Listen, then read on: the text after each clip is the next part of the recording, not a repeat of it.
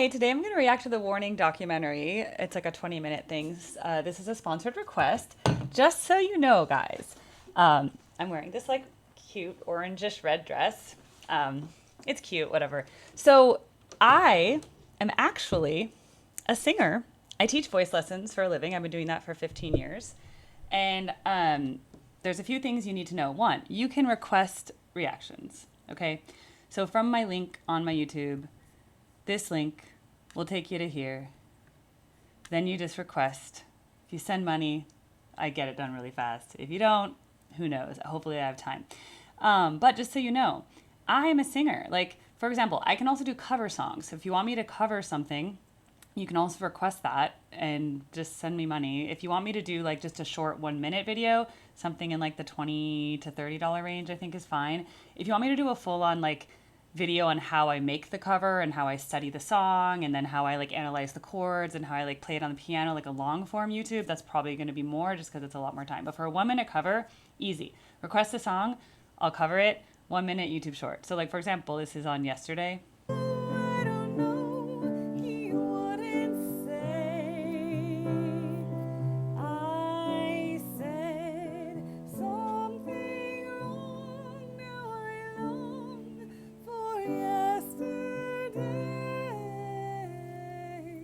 Okay, so how did I learn to sing? Well, I'm an opera singer.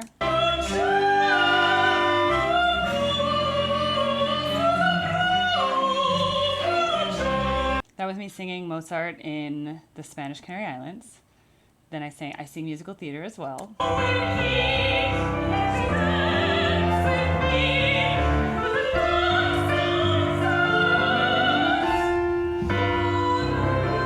Okay, and then this was me for singing in Germany.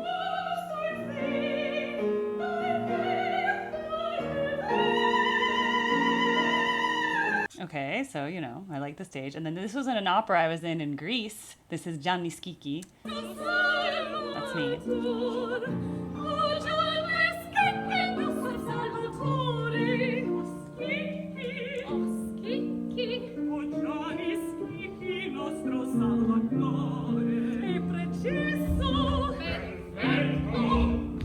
Okay, and then I've also been in like local musicals, like that's me.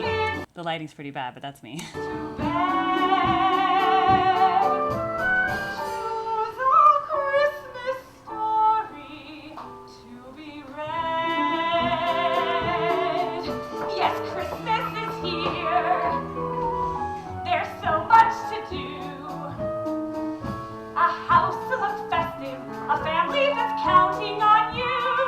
Anyway, so that's like the adaptation of the movie Christmas Story where the little boy wants the BB gun. You know that one? So I was just in that. And actually my son played Ralphie and I was the understudy for the mother, but I got to perform 4 Sunday shows. And so I was in the ensemble for the other days and then he was the star. He was Ralphie and it was right before puberty for him. So he had his unchanged voice, but it was cute. So I got to be in a musical with my son. So anyway, that's just a background on me, just because people are always like, who are you and who are you to say anything, whatever. But I literally coach people to audition for musicals. That's one of my specialties, like just the dramatic presence. So that's why it's been so fun reacting to The Warning, because I actually get the whole stage element of it, because I think a lot of times people who come from rock backgrounds, like a lot of people who love them love rock, right? And so they're like, oh, I love rock and roll and like I love metal and I love whatever, alternative. But the difference is a lot of those concerts, it's just a concert. It's not a performance. And so The Warning has been really good at kind of combining the fact that it's a performance and it's great songwriting. It's like great songwriting and it's presented in a very compelling way, which I think everything on a stage is theater. So everything on stage needs to be dramatic and it has to be captivating. If you're just standing there and singing like this, it's just so boring. Who cares? You know what I mean? What's the point? So you gotta believe what you say.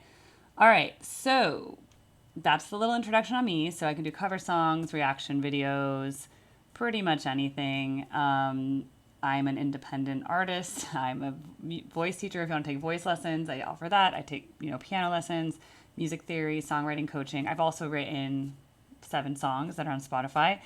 And I have more in the process, but I've been so busy with building my YouTube channel. I haven't not been putting time into finishing my songs. It was a breakup album. It was a pretty bad breakup. I was with this person for 6 years, and then we broke up, and it was pretty tragic. So I had to write an album to channel it because I was devastated, and it was a really hard breakup. So now I'm feeling so much better, and I'm like grown into this whole great new person with like, I've done so much work on myself, and I've just like put all my energy into all these creative outlets, and I love going to concerts, and I love hanging out with my friends, and I love being a good mom, and I love being a good teacher. So I'm just like really happy with my life, even though I don't have a partner. So that's fine. And instead of dating, because I used to, date, like go on a dinner here or there or whatever, I was like, this is a waste of my time. I'm just going to record YouTube videos. I used to be like, should I stream video games or go on this date? I was like, I'm going to stream. Should I work on my song or should I go on this date? I was like, work on this song. So unless the date is so compelling to me that I'd rather, like the guy's so exciting to me, I'm pretty much going to choose myself. But if the right person came along, I'd be open to it. But it's not like my focus. I'm not being focused on that. So let's get to this this 20-minute documentary. Again, this was sponsored, $50. Thank you so much. I appreciate it. Because this is so long, I am going to pause and talk just because I'm not going to replay this later. Okay, so like I'm going to, as things come to mind, I will pause and talk about it. Let's see. Let's turn on closed captioning. Maybe that will help. Here we go. Let's make sure the volume is up. Yeah, here we go.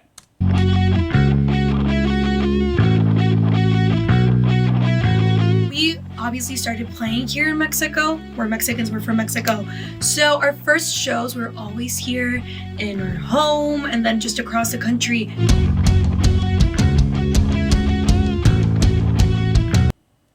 Awesome. And I feel like we've seen it grow over the years and how we started and just our crowd. And it makes me so excited that people my age are looking for this energy and like this music specifically.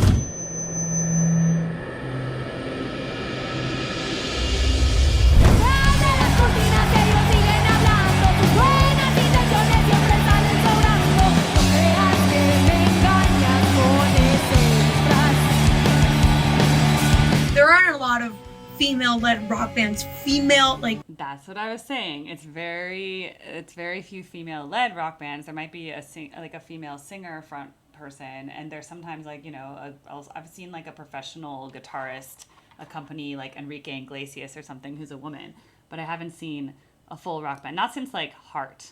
Remember Heart? Crazy on You, right? That's what I think of. Only woman rock bands. So she started working as a young teen, a kid. Mm-hmm. We didn't even start out as women. Like we started out as little girls in this industry. Children, literally. Yes.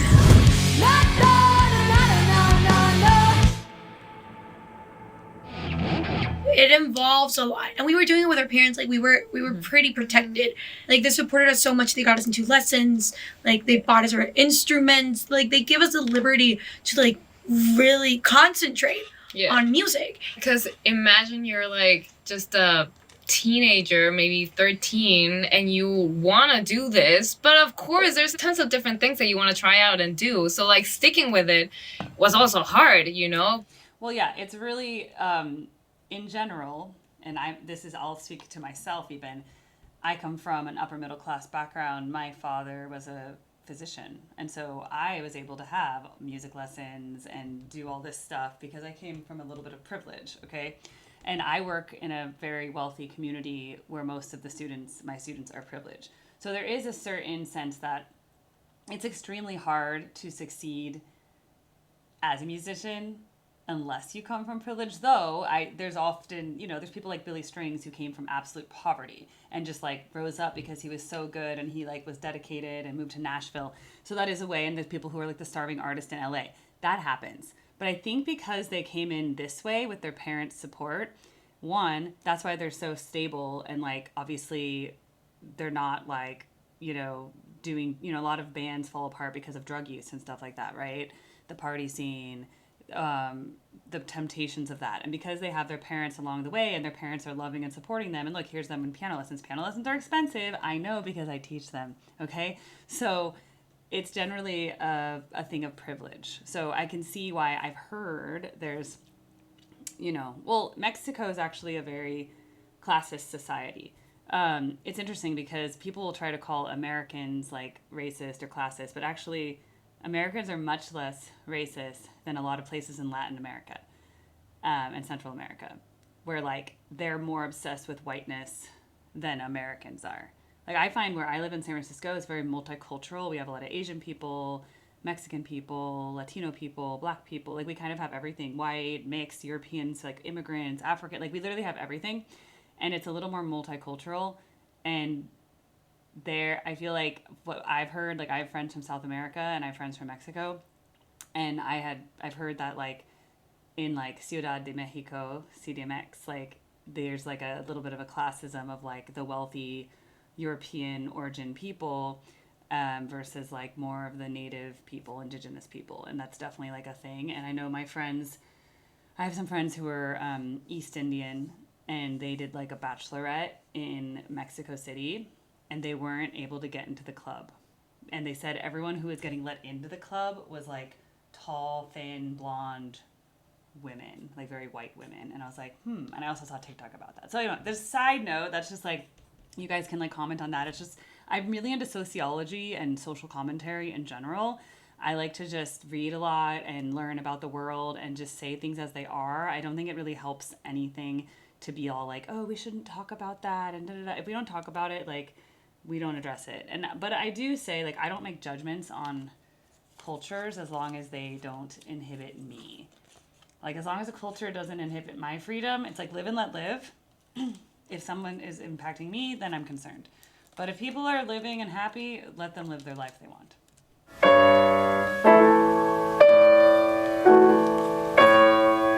The band started out as a 5-member band. Our parents are part of the band. Right now, obviously, our family has grown a bit more, like with our team, our management, and everyone that works with us.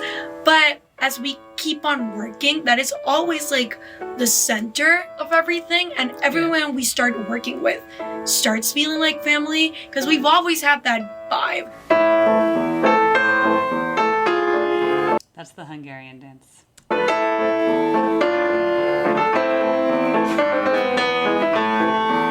I feel like we've learned how to be like disciplined and responsible and like level-headed. Yeah. And I feel like that's really important for the industry that we're in. So a big hug to mom and dad for everything.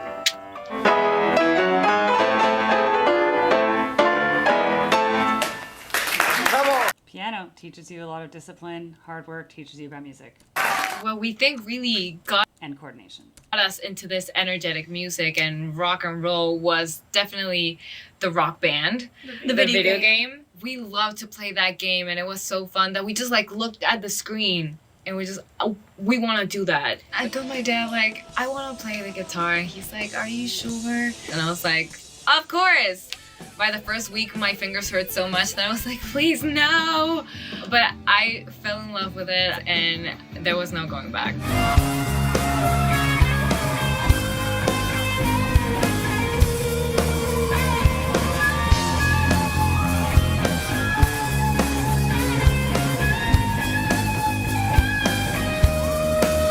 I've been playing for 13 years. I don't like that number, but okay, 13 years. And well, I've been playing since I was a little kid. I would always play on the drums, like the toy drums. And I remember I really liked hitting things. So it was like a perfect match for me. And my dad saw that I have really good coordination. And he asked me like, hey, like, are you up for lessons? Like, do you want to give it a shot? And I was like, yeah. Nobody wanted to give me lessons. I looked like a toddler. I mean, and you like were I was 6, you were super 6. short. Like playing the drums, it didn't look very promising for me. But I met one teacher and I had like a test class, and the teacher was like, "Oh, leave her with me." Like, Yeah, by the way, I do trial classes too with students, like, because you don't know if it's going to be a good fit and you don't know if you want to take the student. And also, I don't want someone to work with me who doesn't like me, right? So I'd rather just do a trial class and then you can see if it's a good fit for both, you know, because I've turned people away and people have rejected me. I'm not the right teacher for everybody, you know? So that's actually a really good thing to do. But I will say, Generally, with like music lessons, I think for kids, most kids are not ready to start piano before 7, and some are not even really ready for 9. Now, there's exceptions. There's kids who are ready at 4, but it just depends on the kid. But I've also had some funny stories, or like for voice, generally you start a little later. But I've had people who are like, my daughter, she's 5, she loves to sing, and I think she needs private voice lessons. I'm always like, okay, if you want to pay for that, but you should probably just be in like a choir or group music class, or take piano, honestly. If you take piano, it almost helps you more with singing for later when you're ready around like 10, 11 to start singing. But yeah, so that's kind of, anyway, let me go on. This is so interesting. Like, she'll be good. Like, let's do this.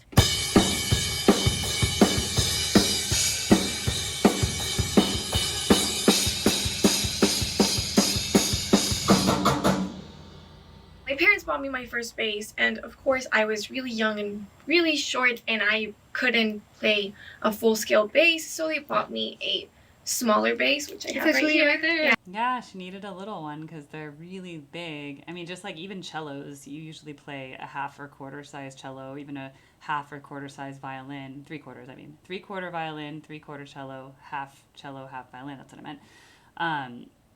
Because they're just physically large instruments for like a small person to play.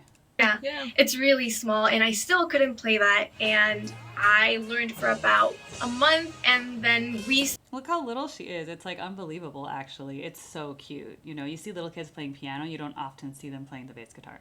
started playing together immediately. So I Yeah. didn't really have like that much time to get used to my instrument before we started playing together. Okay, wait. But- I know that this isn't part of it. I'm going to ask you a Do it, question do it. because it's like Do Cause it. I know, this isn't my place, but I will. Cause there's a lot of people who tell you like, why don't you play with a pick? Because normally Oh, rock that's music true. is just like, It's like but pick. you like from the start, it I was always like play with my finger fingers. style. Yeah. I know how to play with a pick now, and I really do like the Like sound both. of it. But I don't know, I just always played with my fingers, and I do feel more comfortable with my fingers, even though I do play more on time with a pick. It's weird. It does hurt more though, but I get it. It's like when I play without shoes and when I play with Yeah, shoes. yeah, I get it.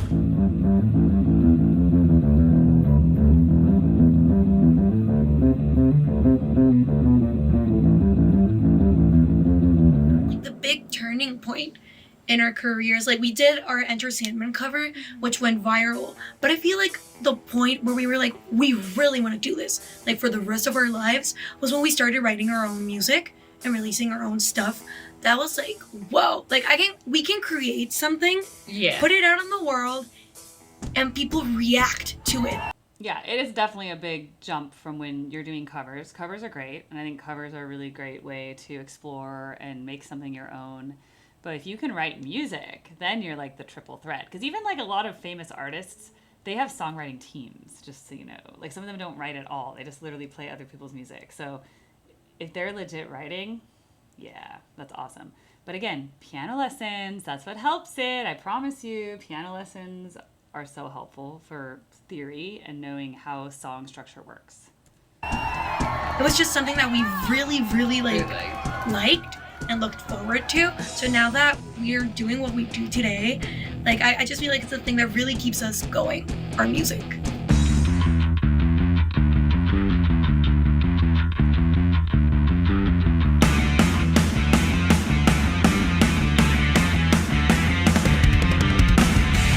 It's just such an awesome sound. And like the build from like one instrument, second instrument comes in, everything, and just the distortion they have on it, like the tone, amazing.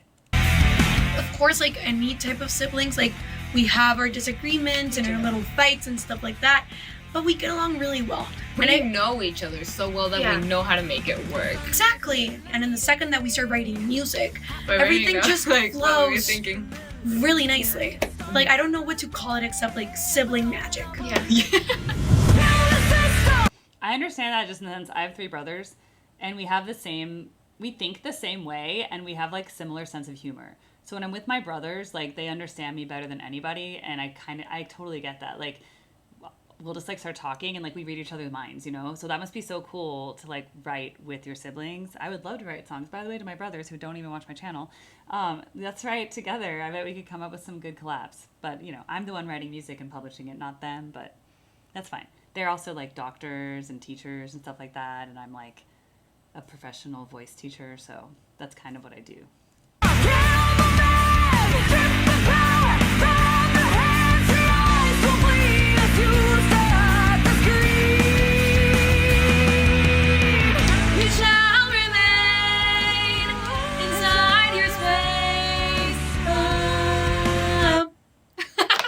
I love how they do the harmony with each other. It's so good. You shall remain inside your space.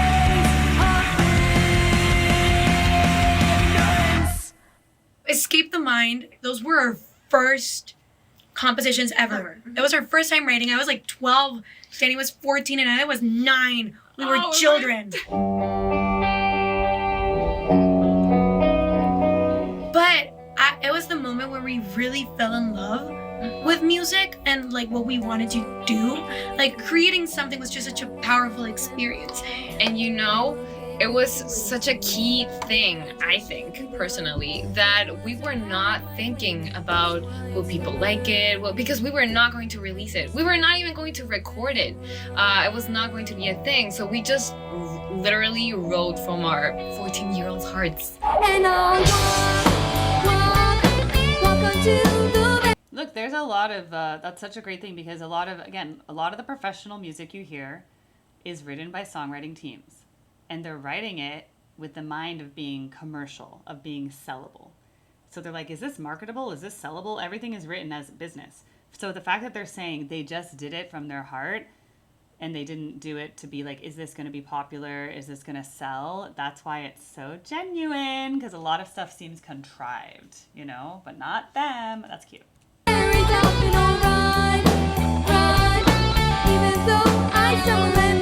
And then we jump into our first album, 21st Century Blood.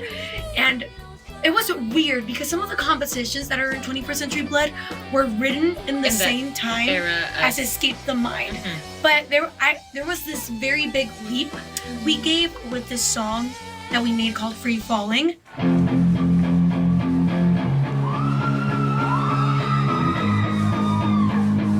I wonder if they knew that there was a Tom Petty Free Falling. I'm just saying, it's kind of funny. I wonder if they probably didn't know. They're like, it's called Free Falling. And then it's like, you know, there's a song by Tom Petty that's pretty famous called Free Falling. It was the first song that we actually wrote Together. Yeah. And you know, it was also a big thing that we started like looking for outside inspiration. We really like what's happening in the world that we can write about. And more than anything, like we read so much and we consume a lot of media, as any Gen Z teen does. So we were constantly getting inspired by other Different stories scenarios. that we were hearing. Mhm. So 21st Century Blood was like, we felt like it was our first step. You know, Yeah. like, okay, we're a band now. This is our album. And nothing will change. I'm crashing through space. I'm burning up, and there's nothing I can put out to space. And one thing that I really like that we do, we really looked for what the song needed. We were like, okay, so what if this is a song with only piano, violins, and stuff like that? Like, we didn't focus on, oh, we have to be rock. We just focused on the energy that went into the song. So if you hear our music, sometimes it will be very varied within the same album. That's what I said, because like I was like, what genre is this? The first song I heard, and it's like, you can't, it's like, is it alternative? Is it metal? Is it pop? Is it, you don't really know. Is it theater? You know, like, I love it.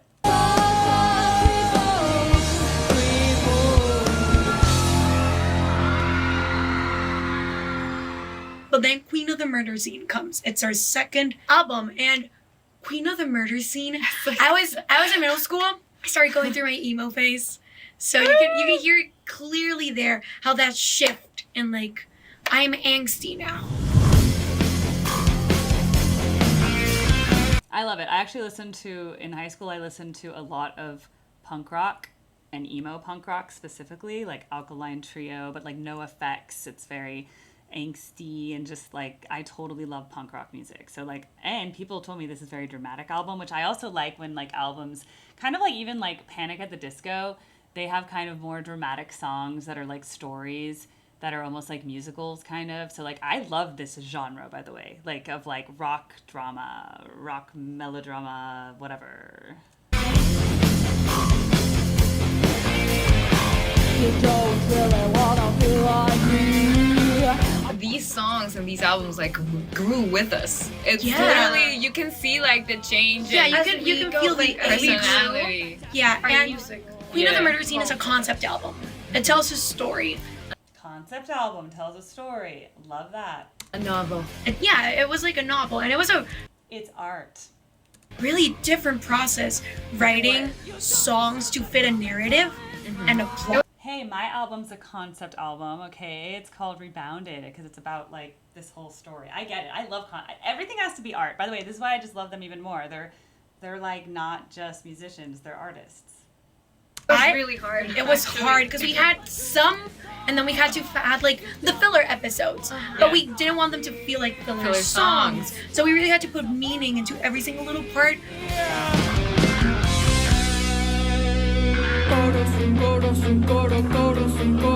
But I was like really into this idea of making it a whole album about this story. Yeah. And when I told them about it, they were like, "What? Why is there blood everywhere? Why?" I was like, "Please hear me out." We had to change so much. like Of a the lot of the story. storyline because it wasn't It wasn't that like much of that. a storyline. It was Yeah, it just, was just like murder. Yeah. But at the same time, You were getting into I was getting into K-pop. That's true. I just So remember that too. we took the emo K-pop's completely like the opposite. Well, there is some dramatic K-pop, by the way, like very like dramatic and a lot of classical music, minor keys. But this is okay. Let me see what she says. phase K-pop like Route. express line, right? Yeah. So you can hear a lot of influences in there that maybe you don't pinpoint them as such, but for us it's really apparent like which phases we were going That key through. change into the Those one. key Like, changes, those harmonies, like it was all very K-pop-y for us. it's a thing that we also love to do. That as we start learning new ways of doing this, we just like, okay, what's the next thing that we can try out with our music? Yeah. So And it's in, very fun. in Queen of the Murder Scene, it was key changes. Yeah. Yes, Yeah. it was Definitely. change the key. That was a theme.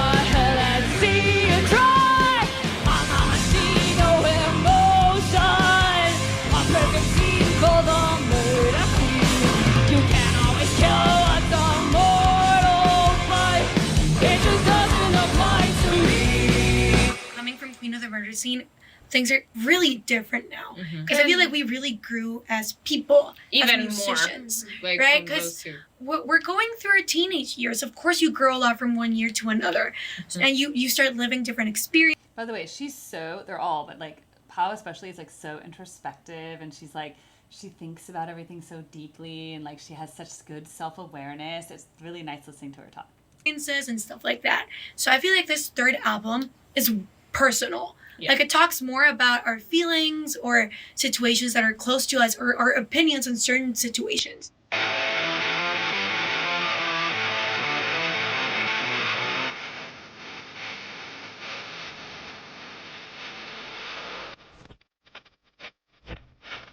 Bob was one of the songs that we started writing together, and we had music first Yeah. before lyrics and melody. It's usually the other way around. So the three of us were in this room, Yeah. and Danny and I were like playing, like getting the riff, and I was like, let me write a melody really quickly for the verse, and just like put some lyrics on there.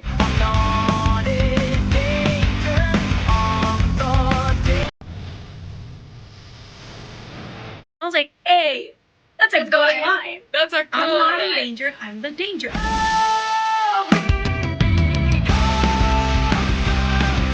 I do feel that it encases what this new album represents for us, the changes that we went through as musicians, as people, and in writing, because we saw things differently.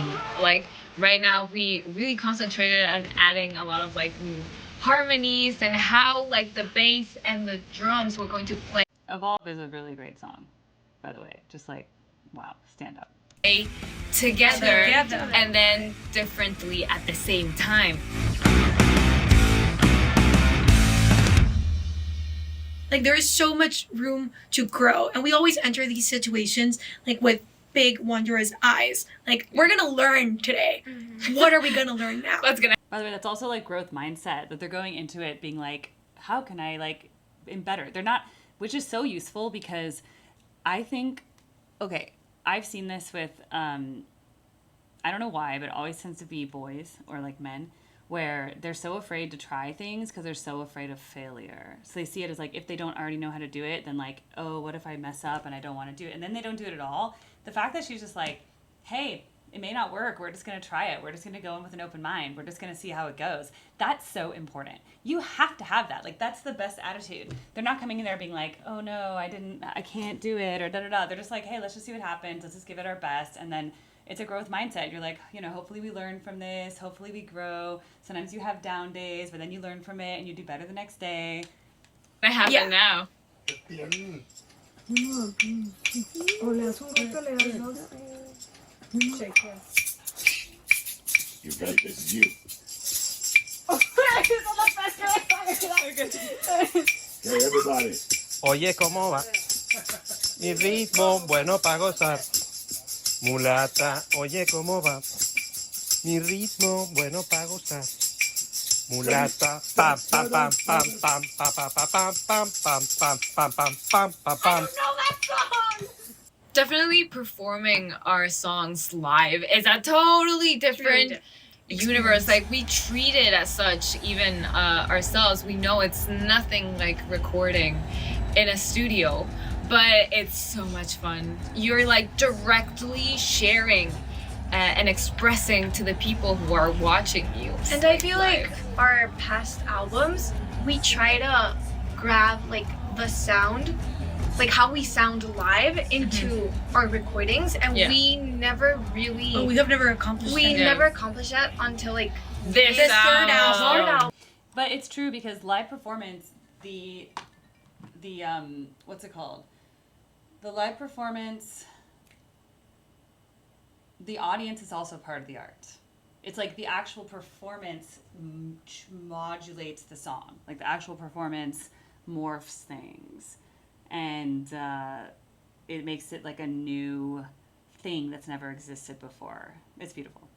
Album. I've already collapsed, so I'll just drown my sorrows in a non-existent world. We put in a lot of hard work into our live shows. We really plan everything out and we practice it a lot. And even our movements, like if you see us playing in our early stages of the band, we're just like statues. And this is what I say all the time. Why are they so good? They have the choreography that they have down. Because if you just stand there and play, it's very boring. That's something that we actually worked on consciously. It's like how to play, being able to like jump around and bring more energy to the show. Like we make fun of each other while we're on stage. And I know like I shouldn't really be like saying this, but even when we mess up, we're like, oh, you messed up. Like, Yeah, laugh we about just it. look We're at each other like, you messed up.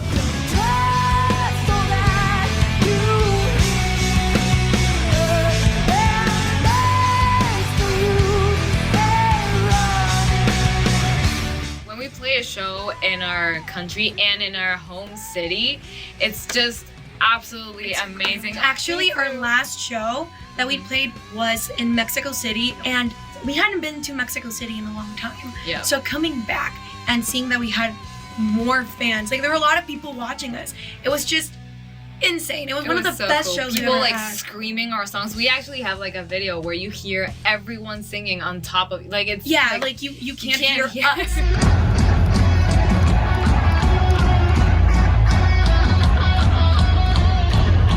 That's nice. They have such a big like fan base in their home city, of course. But I love that.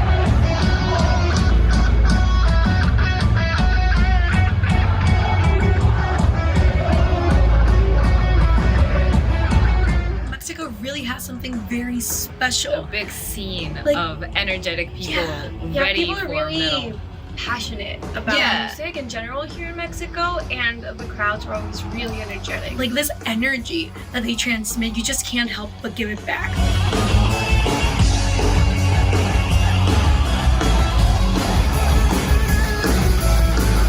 It's really about making like a personal connection of what you want to transmit through your instrument. Cause I look at our past videos, like our covers, No. and I'm like, no, what are you doing? You were like 9. Don't be so hard on yourself. You know what I mean? Like 11. You know what I'm saying? Like, your kids.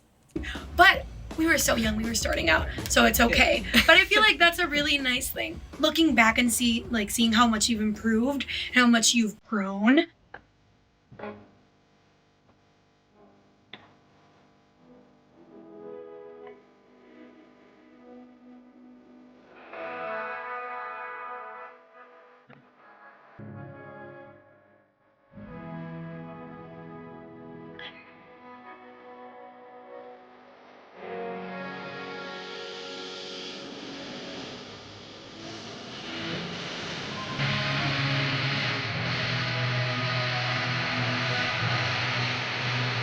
At the end of the day, like, there's a goal and there's something that you want to reach. And it's really about putting in a lot of work. And just also be very conscious that the people who work around you are different, are going through different things and will think differently than you. There's no one that will think exactly like you. So taking things with a grain of salt and not taking things personal for it to ruin like your experience is a key thing. As sisters, we really have like that separate, our working selves and our sister selves.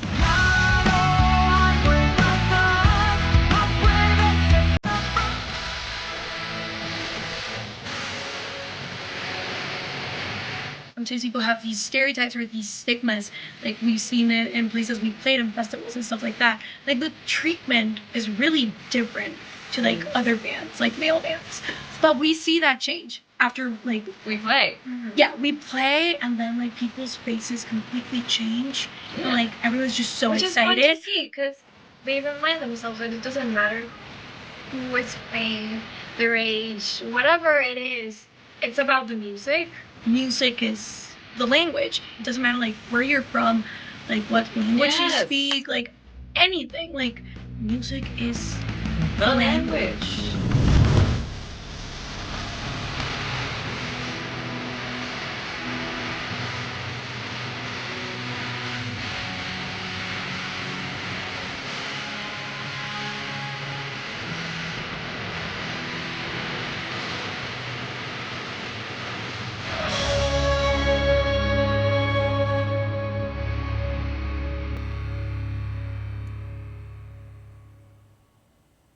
Wow, that was great. I'm so glad I watched that. I learned a lot.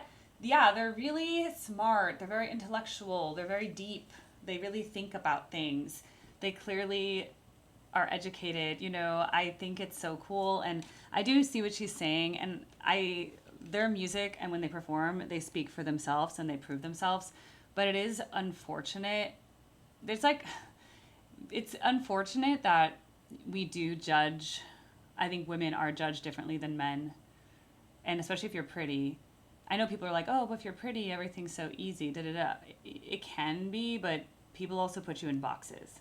Like, if people are attracted to you, then they're kind of like, well, you probably are just attractive and that's all you have, And then you're like, no, I'm like so much more than that. Like, don't you want to know like what I think and what I have to say and that I can sing and that I can do all these things. So it's like having a pretty face gets you in the door sometimes, but a lot of times they won't take you seriously until they see what you can do. So I've even experienced that, like on TikTok. I didn't like say who I was or anything. Like I didn't say that I was a musician or whatever. And people just assumed like I didn't even have a job or something. Like, I don't know. And I was like, you guys, like I'm literally like a professional voice teacher. They're like, what is this girl?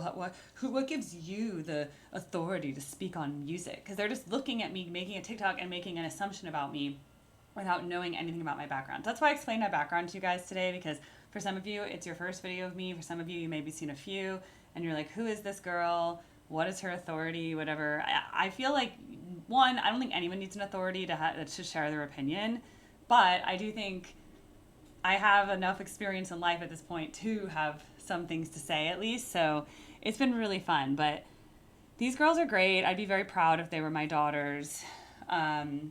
I'd be very proud if they were my students. And it's nice that that they have each other to get through this journey together. And it's good. It's nice that it's like a wholesome family business and they're not just in that rock star scene. And I think also the part of that is because they probably grew up with a little bit of privilege or affluence or I don't know what, they're not it's not like the money that they're making is so like, now that I have this money, let's just buy a bunch of drugs, you know? Because I think a lot of the people who come into music who maybe like had not privilege, they're like, I want to buy a fancy car, I want to go on fancy trips, I want to fly in private jets, and they think that's going to make them happy, but it's not. So these girls can just like live as artists, and it's like great that they're making money doing what they love, but they're not, that doesn't then change who they are as people, if that makes sense. You know what I mean? Like at the end of the day, they are who they are, and like the fame hasn't changed them. So I think that's really cool, and I think that's why you guys love them so much.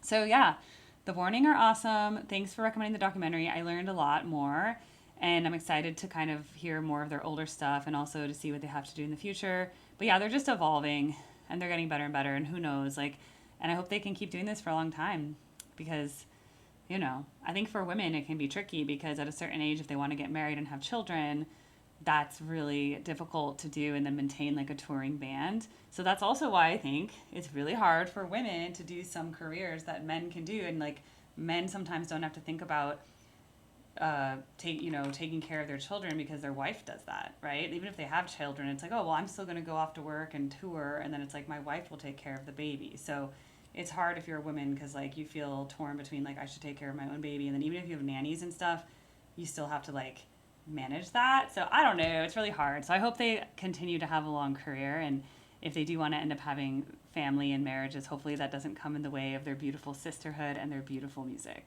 So love it. This was great. Thanks for recommending. Tune in for the next episode of Erica Reacts.